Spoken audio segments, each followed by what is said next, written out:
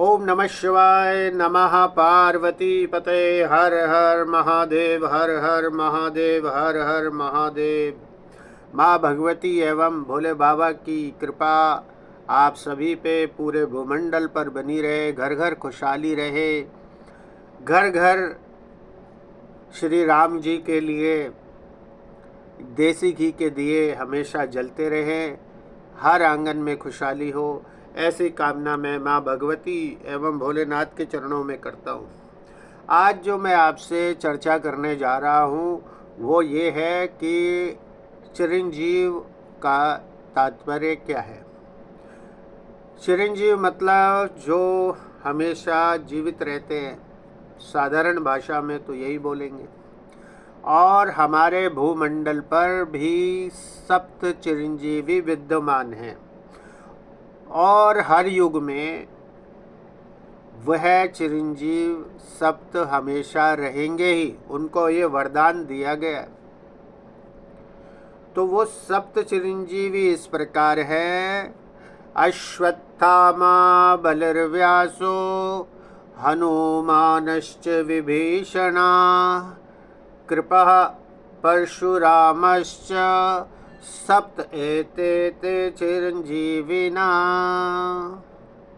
अश्वत्थामा राजा बलि, वेद व्यास जी, हनुमान जी और विभीषण जी, कृपाचार्य जी, परशुराम जी, ये सारे सप्त चिरंजीवी कहलाए हैं हर युग में। तो ये जो सप्त है चिरंजीवी हमेशा विद्यमान है। अब आप एक बात को ध्यान से थोड़ा समझिए और सोचिए कि क्या आपने कभी अपने पूरे जीवन काल में अश्वत्थामा जी का कोई मंदिर देखा है, जो कि बहुत ही लोग जाते हैं और वहाँ पे पूजन होता है? मेरी दृष्टि में तो नहीं है। आपने क्या राजा बलि का कोई मंदिर देखा है? राजा बलि वही हैं जो कि वामन अवतार जब भगवान ने लिया था, 3 पग भूमि मांगी थी, उनका राजा बलि को चिरंजीव होने का भगवान ने आशीर्वाद दिया था। तो क्या राजा बलि का आपने कोई मंदिर देखा है? देवालय नहीं देखा। वेद व्यास जी, जिन्होंने इतने बड़े बड़े श्रीमद् भागवत पुराण इत्यादि इत्यादि अनेकों पुराणों का वर्णन किया है हमारे शास्त्रों में, उनकी जो भूमिका है बहुत ही उच्चतम और शीर्षस्थ स्थान पर है। क्या आपने वेद व्यास जी का मंदिर देखा है? हाँ, मैंने देखा है, एक देखा है। वो मंदिर मैंने देखा है, मैं जब 2 साल पहले गया था। वो वेद व्यास जी की गुफा है जहाँ पर जो है लिखा गया था श्रीमद् भागवत कथा को। वो है बद्रीनाथ मंदिर से ऊपर माणा गांव। आप जब जाएंगे तो वहाँ पे वेद व्यास जी की एक गुफा है। तो गुफा कह लो, मंदिर कह लो, हमारे लिए तो पूजनीय स्थान ही है। अब कृपाचार्य जो महाभारत में भी आपने देखे होंगे, जिन्होंने सारी शिक्षाएं कौरवों पांडवों को दी, क्या उनका कोई मंदिर देखा? मैंने तो नहीं देखा। तो आप ये सोचिए कि ये जितने भी चिरंजीवी हैं तो इनका मंदिर क्यों नहीं है? ये सोचने वाली बात है। क्योंकि इन सप्त ऋषियों में परशुराम जी भी विद्यमान आ गए। परशुराम जी का भी मंदिर जो है, मैंने YouTube के माध्यम से, मुझे जहाँ तक जानकारी आ रही है, राजस्थान राज्य की ओर कहीं या फिर उत्तर प्रदेश कहीं मैंने सुना है या देखा है, लेकिन बहुत मतलब दैनिक पूजा में इन 6 जो चिरंजीवी हैं इनका कोई वर्णन या कोई वैसा होता नहीं है, लेकिन ये निश्चित है कि ये जो श्लोक मैंने बोला, अश्वत्थामा बलिर्व्यासो हनुमानश्च भीषणा कृपा परशुरामश्च सप्ते देव चिरंजीविना, तो ये मंत्र कहते हैं कि ये वाला श्लोक रोज बोलेंगे तो आप चिरंजीवी अपने आप ही हो जाएंगे। ये शास्त्र बोलते हैं, क्योंकि इनको साक्षात हमारे विष्णु भगवान ने वरदान दे रखा है। तो अब जो मैंने ये श्लोक बोला और ये जो सप्त चिरंजीव के विषय में बताया, इनमें जो एक चिरंजीवी हैं वो ऐसे चिरंजीवी हैं कि जिनको स्वयं राम जी खुद, राम जी श्री रामचंद्र जी खुद उनको सेवित करते हैं, उनको देख के प्रसन्न होते हैं। अब आप सोचिए वो कौन है, आपको समझ आ गई होगी। फिर भी मैं आपको दर्शन करा देता हूँ, मैं तो दिन रात दर्शन करके कृतार्थ ही रहता हूँ। वो ये है मेरे हनुमान जी। तो जो हनुमान जी हैं ये सप्त चिरंजीवियों में सबसे ज़्यादा पूजनीय हैं, क्योंकि ये रुद्र अवतार भी इन्हीं को बोला गया है। शंकर स्वयं केसरी नंदन तेज प्रताप महाजगवंदन विद्यावान गुणी अति चातुर राम काज करिबे को आतुर। रुद्र अवतार बोला गया। अब आप थोड़ा समझने का प्रयास कीजिए। तो सप्त चिरंजीवियों में सर्वोच्च स्थान जो है, जो कि आपके जहाँ आप रहते हैं, कहाँ रहते हैं आप, जहाँ भी रहते हैं घर में ही तो रहते हैं, उस घर में और कुछ हो ना हो मंदिर में एक चीज मिलेगा हमेशा, वो मिलेंगे मेरे हनुमान जी की चालीसा। ये मिलेगी, क्योंकि ये हनुमान जी की जो चालीसा है ये चालीसा नहीं है, ये स्वयं हनुमान जी हैं। क्योंकि हनुमान जी जो हैं राम जी के कार्य या राम जी की कथा या राम जी का नाम, राम जी का गुणगान अगर हो रहा है तो ये वहां पर विद्यमान होते हैं। मैंने 10 बार श्री अमरनाथ जी, बाबा भोलेनाथ, कश्मीर में उनकी यात्रा करी है। उनकी कृपा से, मैं तो दास हूँ उनका, और मैंने उनकी यात्रा करी है 10 बार। आप समझिए, उस समय मैंने यात्रा करी है जब कि मतलब माहौल बहुत ही खराब था। 10 साल मैंने प्रभु के आशीर्वाद से यात्रा करी है अमरनाथ जी की। और तुंगनाथ जी, केदारनाथ जी, बद्रीनाथ जी, रुद्रनाथ जी, कपिलेश्वर जी, मतलब ये भगवान की कृपा है कि वो मेरे को बुलाते और मैं भागता हूँ उनके दर्शन के लिए। कुछ पूर्व का होगा, ये मैंने हमेशा आपको कई बारी बोला है, या फिर आगे एक बनाऊंगा मैं वीडियो जिसमें पूर्व के विषय में भी बताऊंगा कि कुछ आपके कर्म अच्छे होंगे तभी आप प्रभु के दर्शन कर पाएंगे। तो मैं वापस उसी विषय में आ रहा हूँ कि ये जो सप्त चिरंजीवी हैं इनमें सर्वोच्च स्थान मेरे हनुमंत लाल का है। तो हर मनुष्य जो कि सनातनी है, ध्यान से सुन लीजिए, हर मनुष्य जो कि सनातनी है जिनके माता पिता ने बाल्यकाल में उंगली पकड़ के मंदिर ले गए हैं, जिनके घर में सुबह स्नान के पश्चात मंदिर में दिया और बाती प्रज्वलित किया जाता है, जिनके घर में माँ देवी भगवती के नवरात्रों का पूजन विधिवत होता है, जिनके घर में श्री सत्यनारायण भगवान की कथा समय समय पे होती है, और जिनके घर में वैदिक मंत्रोच्चार ओम स्वस्ति न इंद्रो बृहदशर्वाः स्वस्ति नः पूषा विश्ववेदाः स्वस्ति नस्तार्क्ष्यो अरिष्टनेमिः स्वस्ति नो बृहस्पतिर्दधातु।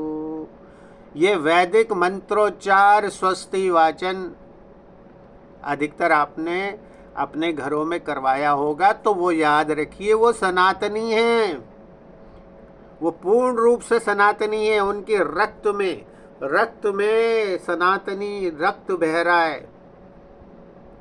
कोई भारद्वाज ऋषि की संतान है, कोई जैमिनी ऋषि की संतान है, कोई पाराशर ऋषि की संतान है। तो हम जो सप्त ऋषि हैं उन्हीं के अंश हैं। तो तात्पर्य मेरा कहने का ये है कि अगर हम सनातनी हैं और माँ भगवती के तो घर घर में उपासक हैं, जय माता की, प्रेम से बोलो जय माता की। अखंड ज्योत जलती है 9 दिन, खेत्री पूजन होता है 9 दिन, माता को भोग लगाया जाता है, नाना विधि प्रकार से माता की पूजा की जाती है। सनातनी है ना, इसलिए तो। और वो ही देवी भगवती ज्वाला रूप में जब ज्वाला जलती है, आपने देखा होगा, जब मैंने कई बारी आपको वीडियो भी भेजे हैं, जब माता की चौकी होती है तो वो अखंड ज्योत जलती है। ओम जयंती मंगला काली भद्रकाली कपालिनी दुर्गा क्षमा शिवा धात्री स्वाहा स्वधा नमोस्तुते। माँ भगवती की जब ज्योति रूप ज्वाला में प्राकट्य होता है, माँ का आह्वान होता है, उसके पश्चात जब माँ अपना आशीर्वाद देती है सभी को, तो आशीर्वाद दिखाई नहीं देता ना, लेकिन है। क्योंकि जब आप सोचिए वो आशीर्वाद क्या है। आशीर्वाद हम बोलते ना चिरंजीवी भव, तो कोई दिख रहा है, कोई चीज़ निकली है? नहीं, लेकिन वो जो तत्व है वो है वायु तत्व।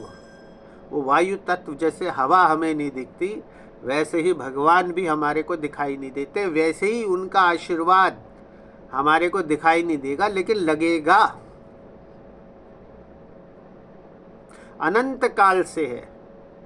श्री राम जी हैं, उन्होंने जब आशीर्वाद लिया अपने गुरु जी से, तो वही ना, आपने रामायण देखी होगी, वो ऐसे ही बोलते हैं चिरंजीवी भव।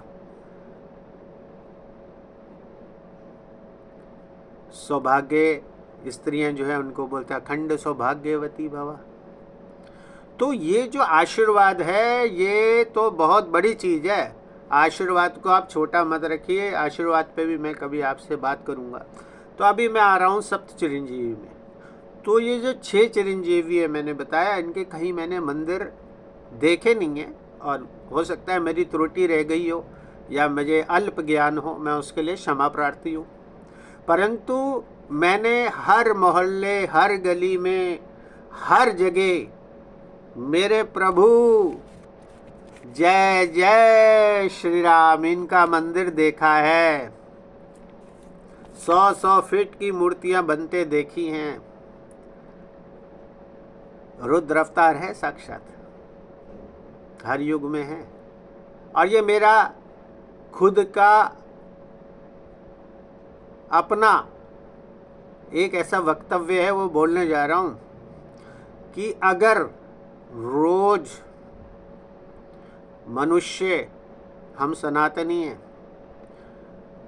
भूलना नहीं चाहिए हमारे को, क्योंकि अगर हम और कुछ करें ना करें, पूजा पाठ सब भूल गए, 2-2 घंटे नहीं बैठे, कोई अनुष्ठान नहीं करा रहे, कोई पूजा पाठ नहीं करा रहे, खुद ही मंत्र पढ़ रहे हैं घर में, खुद ही यज्ञ कर रहे हैं, ब्राह्मणों का कोई लेना देना नहीं है, हम खुद ही ब्राह्मण बन गए। मैं सब चीज़ों को मान लेता हूँ,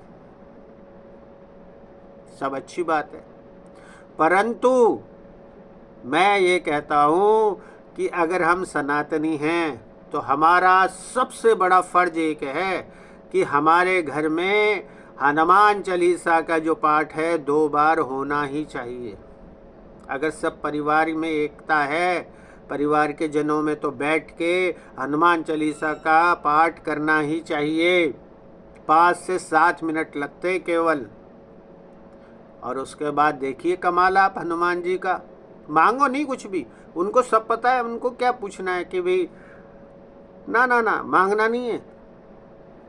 और ये जो हमारी पीढ़ी है 21वीं सदी में, हमारे बच्चे जो आगे जा रहे हैं, ये हम लोगों का फर्ज है कि उनको हनुमान जी का जो पाठ है, हनुमान चालीसा, उनको रटा दे।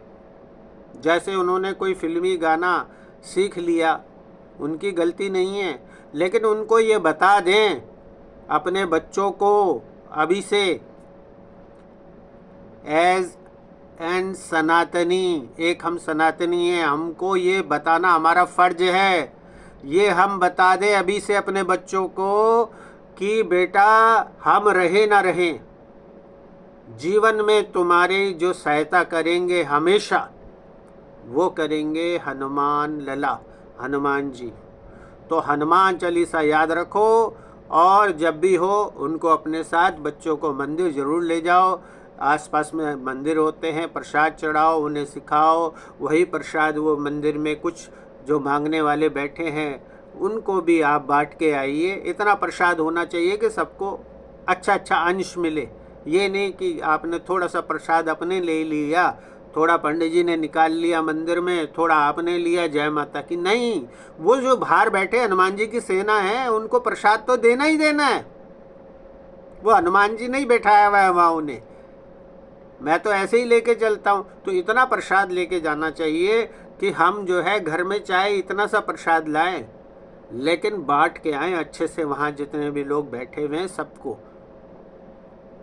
आप देखिए आपके जीवन में कितना बड़ा बदलाव आएगा, हमारे बच्चों के जीवन में कितना बड़ा बदलाव आएगा।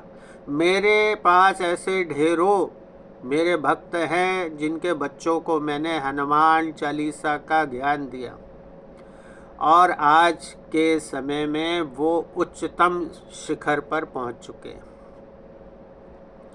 तो मेरा बस केवल यही कहना है, इससे पहले कि मैं अपनी वाणी को विराम दूं, हम सभी का ये फर्ज है कि हम हनुमान जी की सेवा करते रहें, और हनुमान जी का पाठ 2 बार घर में ज़रूर करें।